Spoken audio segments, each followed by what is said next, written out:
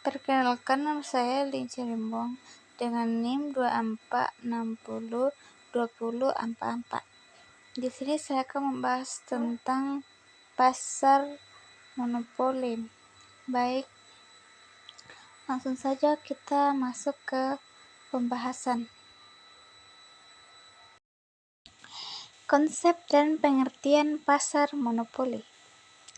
Definisi pasar monopoli.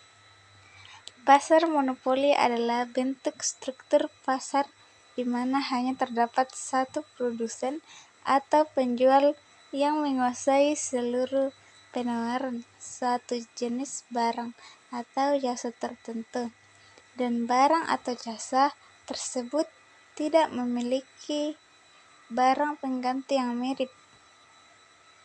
Perbedaan pasar monopoli dengan pasar persaingan sempurna. Jumlah penjual. Dalam pasar monopoli hanya terdapat satu penjual atau produsen yang menguasai seluruh penawaran barang atau jasa. Sebaliknya, dalam pasar persaingan sempurna terdapat banyak sekali penjual kecil yang masing-masing tidak memiliki kekuatan untuk memengaruhi harga pasar. Contoh umum pasar monopoli: hanya terdapat satu produsen dalam pasar, tidak memiliki barang pengganti yang mirip.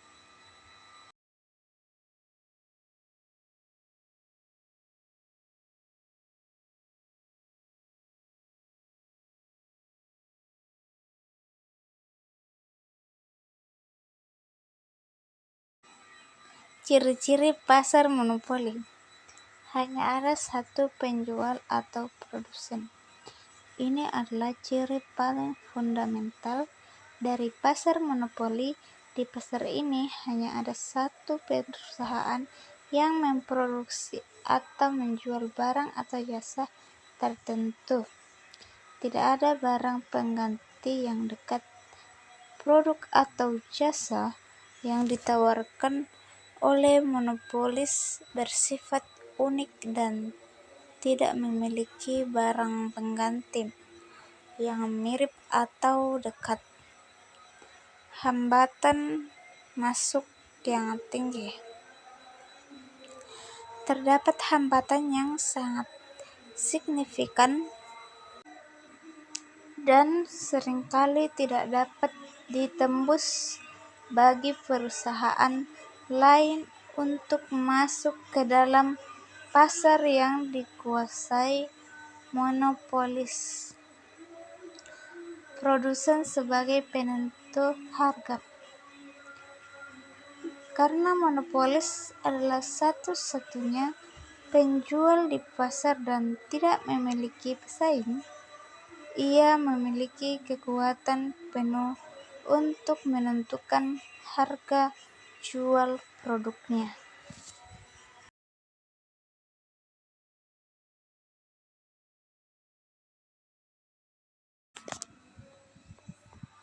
Monopoli karena penguasaan teknologi atau hak cipta. Hak paten memberikan hak eksklusif kepada penemu untuk memproduksi dan menjual penemuannya selama periode waktu tertentu, misalnya 20 tahun. Hak cipta memberikan hak eksklusif kepada pencipta karya seni, sastra, atau perangkat lunak untuk memproduksi dan mendistribusikan karyanya. Monopoli karena skala ekonomi. Ini adalah bentuk monopoli yang terjadi ketika suatu perusahaan dapat memproduksi output dalam jumlah besar dengan biaya rata-rata per unit yang turun-menurun. penentuan harga dan output dalam pasar monopoli, kurva permintaan dan pendapatan monopoli. Perbedaan paling mendasar antara pasar monopoli dan pasar sempurna terletak pada kurva permintaannya.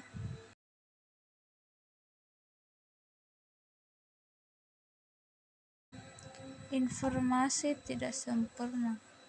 Dalam pasar monopoli, informasi cenderung tidak sempurna atau asimetris.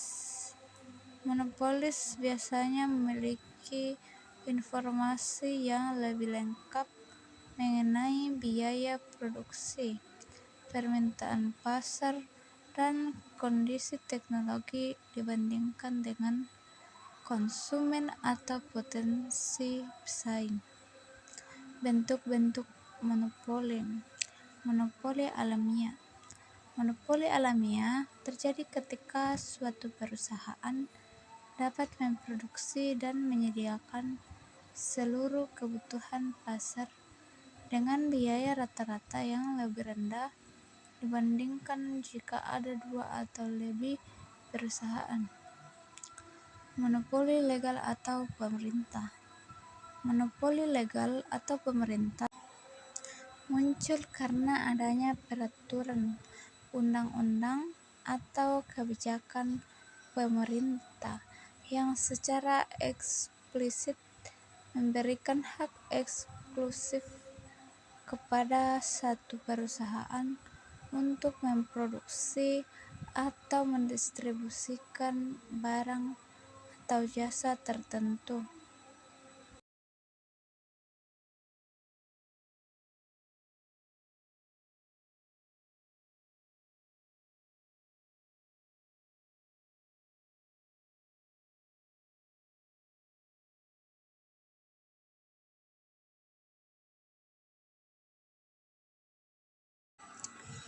Hubungan antara marginal revenue dengan marginal cost dan output. Singkatnya, monopolis menetapkan kuantitas berdasarkan marginal sama dengan marginal cost dan kemudian menetapkan harga berdasarkan kurva permintaan pada kuantitas tersebut. Keuntungan jangka pendek dan jangka panjang. Keuntungan jangka pendek. Dalam jangka pendek, monopolis dapat memperoleh keuntungan supernormal di atas normal, keuntungan normal, atau bahkan menderita kerugian. Keuntungan jangka panjang. Karena adanya hambatan masuk yang tinggi dalam pasar monopoli, perusahaan lain tidak dapat masuk untuk bersaing dan mengikis keuntungan. Dampak monopoli terhadap konsumen dan pasar. Efisiensi dan ketidakefisiensian pasar. Ketidakefisiensian alokatif. Ini adalah dampak negatif paling utama dari monopoli. Dalam pasar yang efisien secara alokatif, sumber daya dialokasikan sedemikian rupa sehingga manfaat marginal sosial dan produksi sama dengan biaya marginal sosial.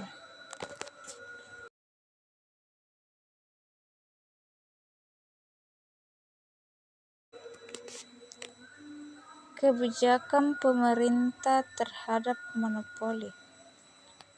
Regulasi dan pengawasan. Salah satu pendekatan utama pemerintah adalah melalui regulasi dan pengawasan. Hukum anti monopoli. Hukum anti-monopoli di Indonesia dikenal sebagai Undang-Undang Larangan Praktik Monopoli dan Persaingan Usaha Tidak Sehat, yaitu Undang-Undang Nomor 5 Tahun 1999, adalah seperangkat undang-undang yang dirancang untuk mencegah pembentukan monopoli baru.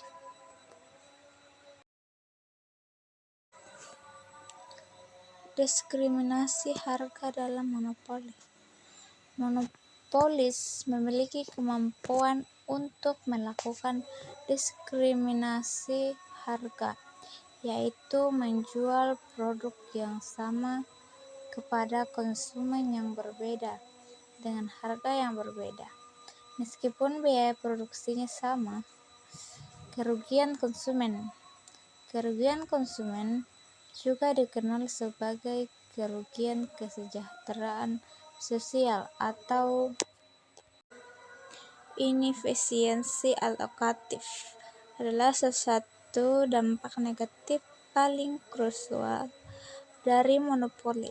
Ini merujuk pada hilangnya total surplus yang terjadi ketika pasar tidak beroperasi pada tingkat output yang efisien. Dampak sosial dan ekonomi. Ketidakadilan distribusi pendapatan, kurangnya pilihan dan kualitas yang lebih rendah, penyalahgunaan kekuatan pasar.